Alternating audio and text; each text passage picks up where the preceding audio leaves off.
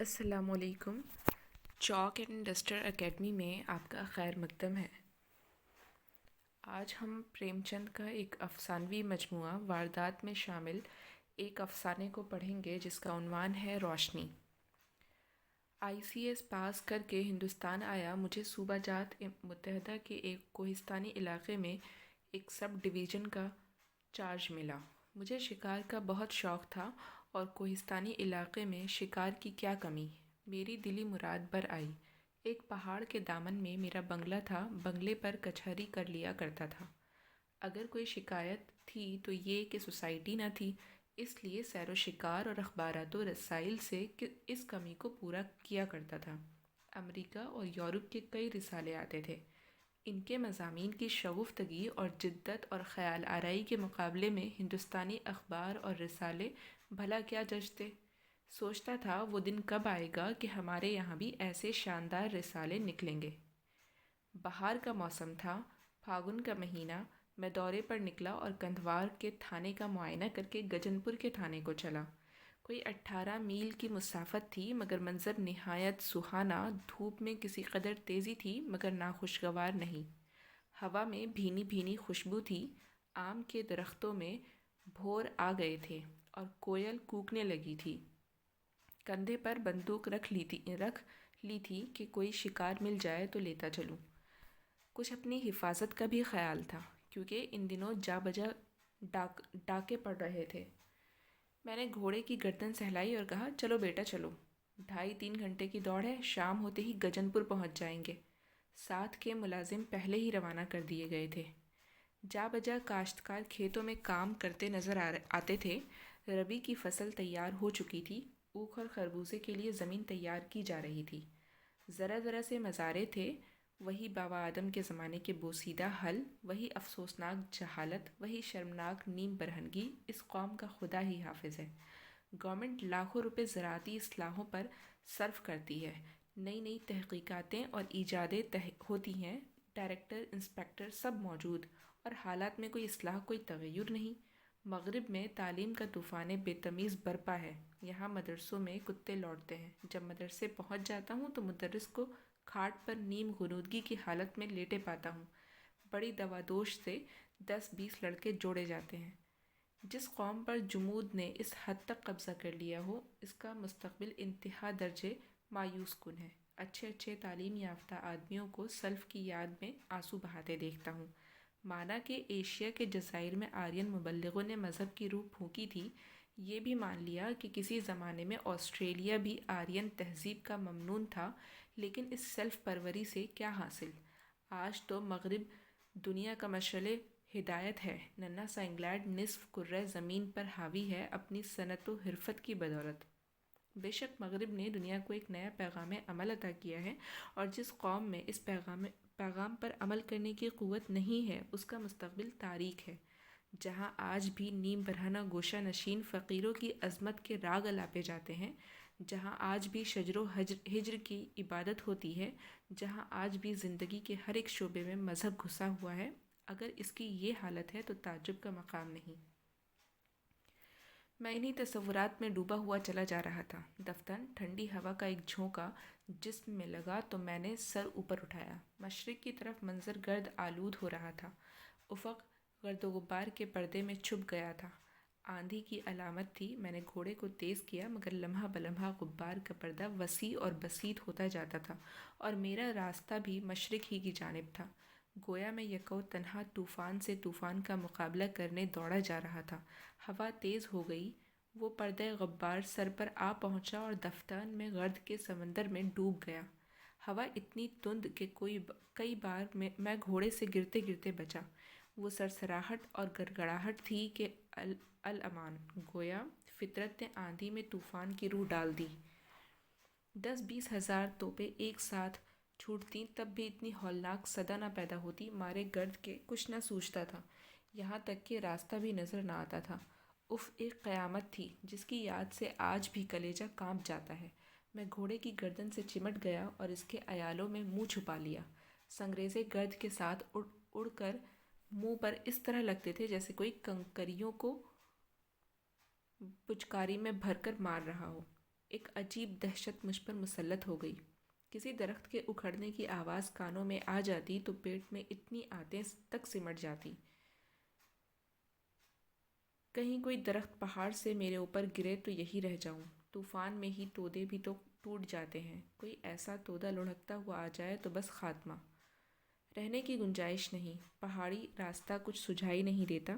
ایک قدم دائیں بائیں جاؤں تو 1000 فٹ گہرے کھڈے میں پہنچ جاؤں۔ عجیب ہیجان میں مبتلا تھا، کہیں شام تک طوفان جاری رہا تو موت ہی ہے، رات کو کوئی درندہ آ کر صفایا کر دے گا۔ دل پر بے اختیار رقت کا غلبہ ہوا۔ موت بھی آئی تو اس حالت میں کہ لاش کا بھی پتہ نہ چلے۔ اف وہ کتنی زور سے بجلی چمکی ہے، معلوم ہوا ایک نیزہ سینے کے اندر گھس گیا۔ تفتن چھن چھن کی آواز سن کر چونک پڑا۔ اس گڑگڑاہٹ میں بھی چھن چھن کی آواز صاف سنائی دے رہی تھی، جیسے کوئی سانڈنی دوڑ رہی ہو۔ سانڈنی پر کوئی سوار تو ہوگا ہی، مگر اسے راستہ کیوں کر سوجھ رہا ہے؟ کہیں سانڈنی ایک قدم بھی ادھر ادھر ہو جائے تو بچہ تحت الثری میں پہنچ جائے۔ کوئی زمیندار ہوگا، مجھے دیکھ کر شاید پہچانے بھی نہیں۔ چہرے پر منو گرد پڑی ہوئی ہے، مگر ہے بلا کا ہمت والا۔ ایک لمحہ میں چھن چھن کی آواز قریب آ گئی، پھر میں نے دیکھا کہ ایک جوان عورت سر پر ایک کھانچی رکھے قدم بڑھاتی ہوئی چلی آ رہی ہے۔ 1 گز فاصلے سے بھی اس کا صرف دھندلا سا عکس نظر آیا۔ وہ عورت ہو کر اکیلی مردانہ وار چلی جا رہی ہے۔ نہ آندھی کا خوف ہے، نہ ٹوٹنے والے درختوں کا اندیشہ، نہ چٹانوں کے گرنے کا غم، گویا یہ بھی کوئی روزمرہ کا معمولی واقعہ ہے۔ مجھے اپنے دل میں غیرت کا احساس کبھی اتنا شدید نہ ہوا تھا۔ میں نے جیب سے رومال نکال کر منہ پوچھا اور اس سے بولا، او عورت، گجن پور یہاں سے کتنی دور ہے؟ میں نے پوچھا تو بلند لہجے میں، مگر آواز 10 گز بھی نہ پہنچی۔ عورت نے کوئی جواب نہ دیا، شاید اس نے مجھے دیکھا ہی نہیں۔ میں نے چیخ کر پکارا، او عورت، ذرا ٹھہر جا، گجن پور یہاں سے کتنی دور ہے؟ عورت رک گئی۔ اس نے میرے قریب آ کر مجھے دیکھ کر سر جھکا کر کہا، کہاں جاؤ گے؟ گجن پور کتنی دور ہے؟ چلے آؤ، آگے ہمارا گاؤں ہے، اس کے بعد گجن پور ہے۔ تمہارا گاؤں کتنی دور ہے؟ وہ کیا آگے دکھائی دیتا ہے؟ تم اس آندھی میں رک کیوں نہیں گئی؟ چھوٹے چھوٹے بچے گھر پر ہیں، کیسے رک جاتی؟ مرد تو بھگوان کے گھر چلا گیا۔ آندھی کا ایسا زبردست ریلا آیا کہ میں شاید 2-3 قدم آگے کھسک گیا۔ گرد و غبار کی ایک دھونکنی سی منہ پر لگی۔ اس کا کیا حشر ہوا مجھے خبر نہیں۔ پھر میں وہیں کھڑا رہ گیا۔ فلسفے نے کہا، اس عورت کے لیے زندگی میں کیا راحت ہے؟ کوئی ٹوٹا پھوٹا جھونپڑا ہوگا اور 2-3 فاقہ کش بچے۔ بے کسی میں موت کا کیا غم؟ موت تو اس کے لیے باعث نجات ہوگی۔ میری حالت اور ہے۔ زندگی اپنی تمام تر دل فریبیوں اور رنگینیوں کے ساتھ میری ناز برداری کر رہی ہے۔ حوصلے میں، ارادے میں اس کے کیوں کر خطرے میں ڈال سکتا ہوں؟ میں نے پھر گھوڑے کے ایالوں میں منہ چھپا لیا، شتر مرغ کی طرح جو خطرے سے بچنے کی کوئی راہ نہ پا کر بالوں میں سر چھپا لیتا ہے۔ وہ آندھی کی آخری سانس تھی۔ اس کے بعد بتدریج زور کم ہونے لگا، یہاں تک کہ کوئی 15 منٹ میں مطلع صاف ہو گیا۔ نہ گرد و غبار کا نشان تھا، نہ ہوا کے جھونکوں کا۔ ہوا میں ایک فرحت بخش خنکی آ گئی تھی۔ ابھی مشکل سے 5 بجے ہوں گے۔ سامنے ایک پہاڑی تھی، اس کے دامن میں ایک چھوٹا سا گاؤں تھا۔ میں جوں ہی اس گاؤں میں پہنچا، وہی عورت ایک بچے کو گود میں لیے میری طرف آ رہی تھی۔ مجھے دیکھ کر اس نے پوچھا، تم کہاں رہ گئے تھے؟ میں ڈری کہ تم رستہ نہ بھول گئے ہو، تمہیں ڈھونڈنے ہی جا رہی تھی۔ میں نے اس کی انسانیت سے متاثر ہو کر کہا، میں اس کے لیے تمہارا بہت ممنون ہوں۔ آندھی کا ایسا ریلا آیا کہ مجھے رستہ نہ سوجا، میں وہیں کھڑا رہ گیا۔ یہی تمہارا گاؤں ہے؟ یہاں سے گجن پور کتنی دور ہے؟ بس کوئی دھاپ بھر سمجھ لو، رستہ بالکل سیدھا ہے، کہیں داہنے بائیں مڑیو نہیں، سورج ڈوبتے ڈوبتے پہنچ جاؤ گے۔ یہی تمہارا بچہ ہے؟ نہیں، ایک اور اس سے بڑا ہے۔ جب آندھی آئی تو دونوں نمبردار کی چوپال میں جا کر بیٹھے تھے کہ جھونپڑی کہیں اڑ نہ جائے۔ جب میں آئی ہوں یہ میری گود سے نہیں اترتا، کہتا ہے تو پھر بھاگ جائے گی۔ بڑا شیطان ہے، لڑکوں میں کھیل رہا تھا، محنت مزدوری کرتی ہوں بابوجی، ان کو پالنا تو ہے۔ اب میرا کون بیٹھا ہے جس پر ٹیک کروں؟ گھاس لے کر بیچنے گئی تھی، کہیں جاتی ہوں تو من ان بچوں میں لگا رہتا ہے۔ میرا دل اتنا اثر پذیر تو نہیں، لیکن اس دہقان عورت کے بے لوث انداز گفتگو، اس کی سادگی اور جذبہ مادری نے مجھ پر تسخیر کا سا عمل کیا۔ اس کے حالات سے مجھے گونا دلچسپی ہو گئی۔ پوچھا، تمہیں بیوہ ہوئے کتنے دن ہو گئے ہیں؟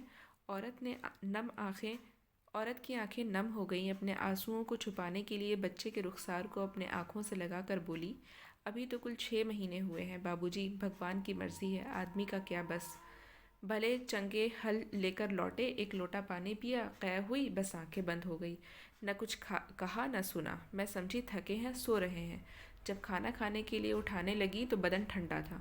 تب سے بابو جی گھاس چھیل کر پیٹ پالتی ہوں اور بچوں کو کھلاتی ہوں۔ کھیتی میری ماں کی نہ تھی، بیل بدھیے بیچ کر ان کے کریا کرم میں لگا دیے۔ بھگوان تمہارے ان دونوں غلاموں کو زندگی دے، میرے لیے یہی بہت ہے۔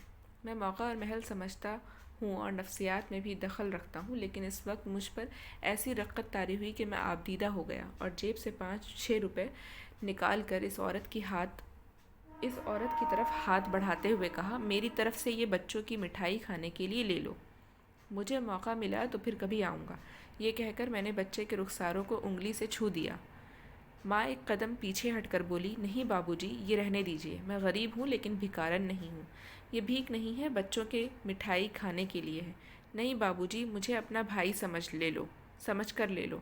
نہیں بابو جی، جس سے بیاہ ہوا اس کی عزت تو میرے ہی ساتھ ہے، بھگوان تمہارا بھلا کرے، اب چلے جاؤ، تمہیں دیر ہو جائے گی۔ میں دل میں اتنا خفیف کبھی نہ ہوا تھا۔ جنہیں میں جاہل، کور باطن، بے خبر سمجھتا تھا، اسی طبقے کی ایک معمولی عورت میں یہ خودداری، یہ فرض شناسی، یہ توکل اپنے ضعف کے احساس سے میرا دل جیسے پامال ہو گیا۔ اگر تعلیم فی الاصل تہذیب نفس ہے اور محض اعلیٰ ڈگریاں نہیں، تو یہ عورت تعلیم کے معراج پر پہنچی ہوئی ہے۔ میں نے نادم ہو کر نوٹ جیب میں رکھ لیا اور گھوڑے کو ایڑ لگاتے ہوئے پوچھا، تمہیں اس آندھی میں ذرا بھی ڈر نہ معلوم ہوتا تھا؟ عورت مسکرائی، ڈر کس بات کا؟ بھگوان تو سبھی جگہ ہیں، اگر وہ مارنا چاہیں تو کیا یہاں نہیں مار سکتے؟ میرا آدمی گھر آ کر بیٹھے بیٹھے چل دیا۔ آج وہ ہوتا تو تم اس طرح گجن پور اکیلے نہ جانے پاتے، جا کر تمہیں پہنچا آتا، تمہاری خدمت کرتا۔ گھوڑا اڑا جا رہا تھا، میرا دل اس سے زیادہ تیزی سے اڑ رہا تھا، جیسے کوئی مفلس سونے کا ڈلا پا کر دل میں ایک طرح کی پرواز کا احساس کرتا ہے۔ وہی حالت میری تھی۔ اس دہقان عورت نے مجھے وہ تعلیم دی جو فلسفہ اور مابعد الطبیعیات کے دفتروں سے بھی حاصل نہ ہوئی تھی۔ میں اس مفلس کی طرح اس سونے کے ڈلے کو گرہ میں باندھتا ہوا، ایک غیر مترقبہ نعمت کے غرور سے مسرور، اس اندیشے سے خائف کہ کہیں یہ اثر دل سے نہ مٹ جائے، اڑا چلا جا رہا تھا۔ بس یہی فکر تھی کہ اس کو پارے دل کے کسی گوشے میں چھپا لوں جہاں کسی حریص کی اس پر نگاہ نہ پڑے۔ گجن پور ابھی 5 میل سے کم نہ تھا، رستہ نہایت پیچیدہ، پیڑ بے برگ و بار، گھوڑے کو روکنا پڑتا، تیزی میں جان کا خطرہ تھا۔ آہستہ سنبھلتا ہوا چلا جاتا تھا۔ آسمان سے ابر گھر آیا، کچھ تو پہلے ہی سے چھایا ہوا تھا، پر اب اس نے ایک عجیب صورت اختیار کر لی۔ برق کی چمک اور رات کی گرج شروع ہوئی، پھر افق مشرق کی طرف سے زرد رنگ کی ایک ابر کی تہ اس مٹیالے رنگ پر زرد لیپ کرتی ہوئی تیزی سے اوپر کی جانب دوڑتی نظر آئی۔ میں سمجھ گیا اولے ہیں، پھاگن کے مہینے میں اس رنگ کے بادل اور گرج کی یہ مہیب گڑگڑاہٹ ژالہ کی علامت ہے۔ گھٹا سر پر چڑھتی چلی جاتی تھی۔ یکایک سامنے ایک کف دست میدان آ گیا، جس کے پرلے سرے پر گجن پور کے ٹھاکر دوارے کا کلش صاف نظر آ رہا تھا۔ کہیں کسی درخت کی بھی آڑ نہ تھی، لیکن میرے دل میں مطلق کمزوری نہ تھی۔ ایسا محسوس ہوتا تھا کہ مجھ پر کسی کا سایہ ہے جو مجھے ہر آفت، ہر گزند سے محفوظ رکھے گا۔ ابر کی زردی ہر لمحہ بڑھتی جاتی تھی۔ شاید گھوڑا اس خطرے کو سمجھ رہا تھا۔ وہ بار بار ہنہناتا اور اڑ کر خطرے سے باہر نکل جانا چاہتا تھا۔ میں نے بھی دیکھا کہ راستہ صاف ہے، لگام ڈھیلی کر دی، گھوڑا اڑا۔ میں اس کی تیزی کا لطف اٹھا رہا تھا، دل میں خوف کا مطلق احساس نہ تھا۔ 1 میل نکل گیا ہوں گا کہ ایک رپٹ آ پڑی۔ پہاڑی ندی تھی جس کے پٹیے میں کوئی 50 گز لمبی رپٹ بنی ہوئی تھی۔ پانی کی ہلکی دھار رپٹ پر سے بہہ رہی تھی۔ رپٹ کے دونوں طرف پانی جمع تھا۔ میں نے دیکھا کہ ایک اندھا لاٹھی ٹیکتا ہوا رپٹ سے گزر رہا تھا۔ وہ رپٹ کے کنارے سے اتنا قریب تھا کہ میں ڈر رہا تھا کہ کہیں گر نہ پڑے۔ اگر پانی میں گرا تو مشکل ہوگی، کیونکہ وہاں پانی گہرا تھا۔ میں نے چلا کر کہا، بڈھے داہنے کو ہو جا۔ بڈھا چونکا اور گھوڑے کے ٹاپوں کی آواز سن کر شاید ڈر گیا۔ داہنے تو نہیں ہوا اور بائیں کی طرف ہو لیا اور پھنس کر پانی میں گر پڑا۔ اس وقت ایک ننھا سا اولا میرے سامنے گرا۔ دونوں مصیبتیں ایک ساتھ نازل ہوئیں۔ ندی کے اس پار ایک مندر تھا ندی کے اس پار ایک مندر تھا، اس میں بیٹھنے کی جگہ کافی تھی۔ ایک منٹ میں وہاں پہنچ سکتا تھا، لیکن یہ نیا عقدہ سامنے آ گیا۔ کیا اس اندھے کو مرنے کے لیے چھوڑ کر اپنی جان بچانے کے لیے بھاگوں؟ حمیت نے اسے گوارا نہ کیا۔ زیادہ پس و پیش کا موقع نہ تھا۔ میں فوراً گھوڑے سے کودا اور کئی اولے میرے چاروں طرف گرے۔ میں پانی میں کود پڑا۔ ہاتھی ڈباؤ پانی تھا۔ رپٹ کے لیے جو بنیاد رکھی گئی تھی وہ ضرورت سے زیادہ چوڑی تھی۔ ٹھیکیدار نے 10 فٹ چوڑی رپٹ تو بنا دی، مگر کھدی ہوئی مٹی برابر نہ کی۔ بڈھا اسی گڑھے میں گرا تھا۔ میں بھی غوطہ کھا گیا، لیکن تیرنا جانتا تھا، کوئی اندیشہ نہ تھا۔ میں نے دوسری ڈبکی لگائی اور اندھے کو باہر نکالا۔ اتنی دیر میں وہ سیر پانی پی چکا تھا۔ جسم بے جان ہو رہا تھا، اس لیے بڑی مشکل سے باہر نکالا۔ دیکھا تو گھوڑا بھاگ کر مندر میں جا پہنچا۔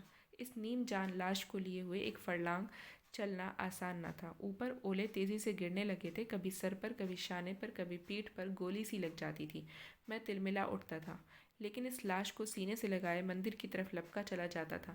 میں اس وقت اپنے دل کے جذبات بیان کروں تو شاید خیال ہو میں خواہ تعلی کر رہا ہوں۔ اچھے کام کرنے میں ایک خاص مسرت ہوتی ہے، مگر میری خوشی ایک دوسری ہی قسم کی تھی۔ وہ فاتحانہ مسرت تھی، میں نے اپنے اوپر فتح پائی تھی۔ آج سے پہلے غالباً میں اندھے کو پانی میں ڈوبتے دیکھ کر یا تو اپنی راہ چلا جاتا یا پولیس کو رپورٹ کرتا، خاص اس حالت میں جب کہ سر پر اولے پڑ رہے ہوں۔ میں کبھی پانی میں نہ گھستا۔ ہر لمحہ خطرہ تھا کوئی بڑا سا اولا سر پر گر کر عزیز جان کا خاتمہ نہ کر دے، مگر میں خوش تھا، کیونکہ آج میری زندگی میں ایک نئے دور کا آغاز تھا۔ میں مندر میں پہنچا تو سارا جسم زخمی ہو رہا تھا۔ مجھے اپنی فکر نہ تھی۔ ایک زمانہ ہوا میں نے فوری امداد فرسٹ ایڈ کی مشق کی تھی، وہ اس وقت کام آئی۔ میں نے آدھ گھنٹے میں اس اندھے کو اٹھا کر بٹھا دیا۔ اتنے میں 2 آدمی اندھے کو ڈھونڈتے ہوئے مندر میں آ پہنچے۔ مجھے اس کی تیمارداری سے نجات ملی۔ اولے نکل گئے تھے۔ میں نے گھوڑے کی پیٹھ ٹھوکی، رومال سے ساز کو صاف کیا اور گجن پور چلا، بے خوف و خطر، دل میں ایک غیبی طاقت محسوس کرتا ہوا۔ اسی وقت اندھے نے پوچھا، تم کون ہو بھائی؟ مجھے تو کوئی مہاتما معلوم ہوتے ہو۔ میں نے کہا، تمہارا خادم ہوں۔ تمہارے سر پر کسی دیوتا کا سایہ معلوم ہوتا ہے۔ ہاں، ایک دیوی کا سایہ ہے۔ وہ کون دیوی ہے؟ وہ دیوی پیچھے گاؤں میں رہتی ہے۔ تو کیا وہ عورت ہے؟ نہیں، میرے لیے وہ دیوی ہے۔ تو اس طرح یہ افسانہ یہیں پر اختتام پذیر ہوتا ہے۔ شکریہ۔